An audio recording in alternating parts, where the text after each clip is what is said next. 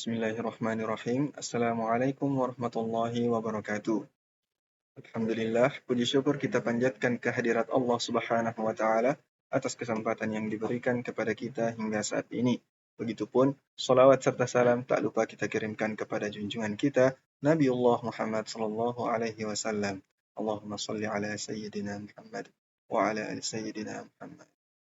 Sebelumnya, perkenalkan saya Ahlun Nasa Salti dari Universitas PTIQ Jakarta, Fakultas Dakwah dan Ilmu Komunikasi, Prodi Manajemen Dakwah. Di sini saya akan membawakan materi yaitu Makkiyah dan Madaniyah. Baik teman-teman, yang pertama yang akan saya jelaskan di sini ialah apa itu Makkiyah dan Madaniyah. Makkiyah secara bahasa adalah sesuatu yang dihubungkan dengan kota Mekah, sedangkan Madaniyah ialah sesuatu yang dihubungkan dengan kota Madinah. Sedangkan secara istilah muncul 3 pendapat mengenai istilah Makki dan Madani atau Makkiyah dan Madaniyah. Penjelasannya dapat ditinjau dari segi tempat, dari segi khitab, dan dari segi hijrah Nabi. Yang pertama yang akan kita bahas menurut istilah yaitu yang ditinjau dari segi tempat. Pendapat pertama memandang Makkiyah dan Madaniyah dari segi tempat, yakni wahyu yang diturunkan di Mekah disebut sebagai Makkiyah dan wahyu yang diturunkan di kota Madinah disebut Madaniyah. Wahyu atau ayat yang turun di dalam daerah Mekah, misalnya Mina, Arafah, dan Hudaybiyah, masuk dalam kategori Makkiyah. Sedangkan daerah Madinah seperti Uhud dan Badar masuk dalam kategori Madaniyah. Pendapat pertama ini memiliki kelemahan, karena ada wahyu yang turun bukan di Mekah dan bukan juga di Madinah. Apabila makna Makkiyah dan Madaniyah dilihat dari segi tempat, maka ayat yang bukan turun di kedua kota tersebut tidak dapat dimasukkan kepada Makkiyah dan Madaniyah. Salah satu contoh ayat yang turun selain di Mekah dan Madinah ialah Surah At-Taubah ayat 45 yang turun saat perjalanan pulang dari perang di Tabuk. Adapun pendapat yang kedua, yaitu ditinjau dari segi khitab atau yang ditunjuk. Pendapat kedua ini mengatakan Makkiyah merupakan wahyu yang ditunjukkan untuk penduduk Mekah, sedangkan Madaniyah merupakan wahyu yang ditunjuk untuk masyarakat Madinah. Atas dasar itu, apabila di Al-Quran ditemukan kata wahai manusia atau wahai anak Adam, maka termasuk Makkiyah. Sedangkan apabila terdapat kata wahai orang-orang beriman, maka dikategorikan sebagai Madaniyah. Pendapat kedua ini juga dinilai lemah, karena terdapat ayat-ayat Makkiyah yang justru diawali dengan wahai orang-orang beriman. Bukan pula begitu pula sebaliknya. Misalnya surah An-Nisa yang tergolong Madaniyah diawali dengan wahai manusia sebagai yang tertera dalam ayat pertama, yaitu ya ayuhan nasu taqu rabbakumul ladzi khalaqakum min nafsin wahidah. Dan pendapat yang ketiga ditinjau dari segi hijrah.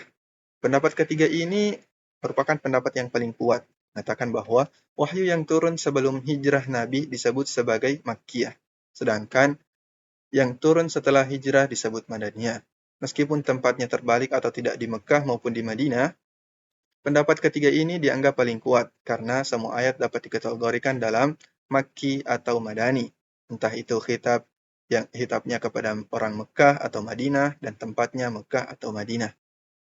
Nah, selanjutnya adapun 3 faedah mengetahui Makkiyah dan Madaniyah.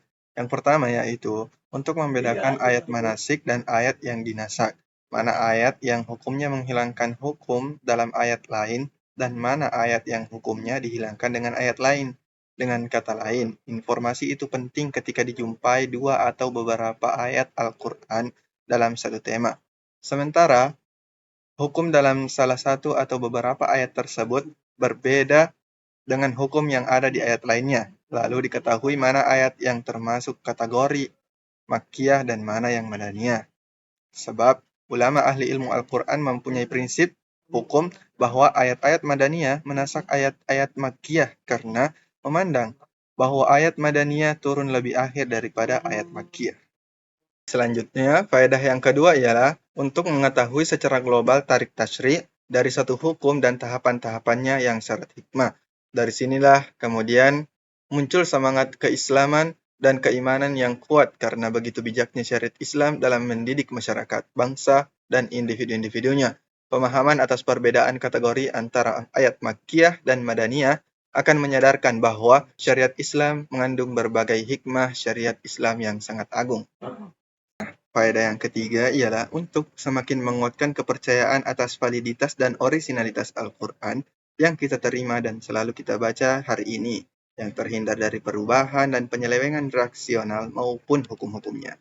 Hal itu ditunjukkan dengan begitu perhatiannya umat Islam sepanjang sejarahnya. Terbukti sejak dulu hingga sekarang, umat Islam selalu mengkaji Al-Quran dari berbagai aspek. Kajian itu mencakup mana ayat yang turun sebelum hijrah dan yang turun setelahnya, mana ayat yang turun di kota domisili Rasulullah SAW, dan mana yang turun dalam perjalanannya, mana ayat yang turun di siang hari dan mana ayat yang turun di malam hari, serta hal-hal lainnya. Bila demikian, secara menyeluruh, kajian Al-Quran yang dilakukan umat Islam sepanjang sejarah, maka akal sehat sangat tidak menerima akan adanya orang yang mampu mengubah-ubah dan mempermainkannya. Sebab umat Islam, ulama, selalu menjaga dan mengkajinya dari berbagai aspek secara menyeluruh. Oke teman-teman, selanjutnya di sini kita akan membahas ciri khas dan perbedaan Makkiyah dan Madaniyah. Untuk mengetahui perbedaan surah Makkiyah dan Madaniyah, perlu diketahui ciri-cirinya. Kedua ciri-ciri surah tersebut secara umum. Untuk surah Makkiyah terdiri dari ayat-ayat yang pendek, serta menjelaskan tentang akidah dan keimanan. Sedangkan surah Madaniyah membahas tentang muamalah dan perkara sosial kemasyarakatan. Yang pertama yang kita bahas, yaitu ciri khas surah Makkiyah. Yang pertama di sini yaitu Makkiyah didominasi ayat-ayat yang pendek. Dan yang kedua, didominasi oleh pembahasan mengenai masalah akidah. Dan setiap surah yang di dalamnya mengandung ayat sajadah, maka itu sudah termasuk surah Makkiyah.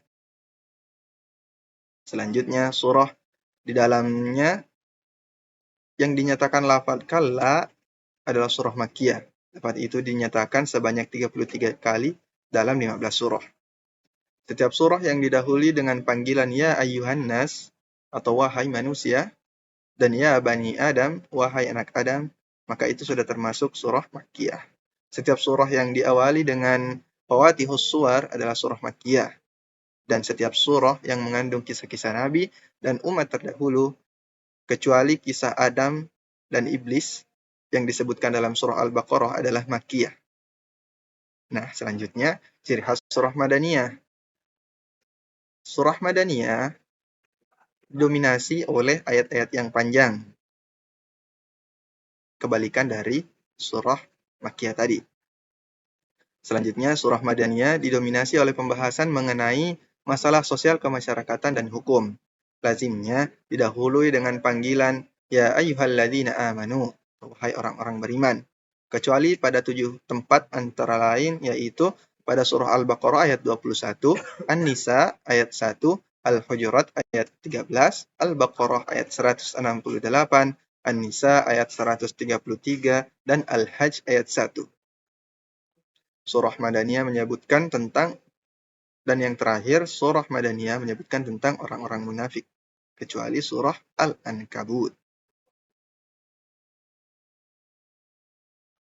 Baik teman-teman, mungkin itu saja yang sempat saya sampaikan pada materi kali ini. Jadi, adapun kesimpulan yang dapat kita ambil yaitu, yang pertama, ayat Makkiyah adalah ayat yang diturunkan kepada Nabi Muhammad SAW sebelum hijrah ke Madinah. Sedangkan ayat Madaniyah adalah ayat yang diturunkan setelah hijrah ke Madinah. Dan yang kedua, kata Makkiyah dan Madaniyah berasal dari nama dua kota besar, yaitu Mekah dan Madinah. Yang ketiga, ayat Makkiyah berisi tentang cerita Nabi dan umat-umat terdahulu, baik menyangkut kejayaan maupun kehancuran. Yang keempat, ayat Madaniyah berisi tentang hukum seperti hudud, faraid, dan lain sebagainya. Dan yang kelima, di Mekah, wahyu yang diturunkan berkaitan dengan kaidah dan akhlak manusia, sedangkan di Madinah berkaitan dengan sosial kehidupan masyarakat. Terima kasih, mungkin cukup sekian dari saya. Assalamualaikum warahmatullahi wabarakatuh.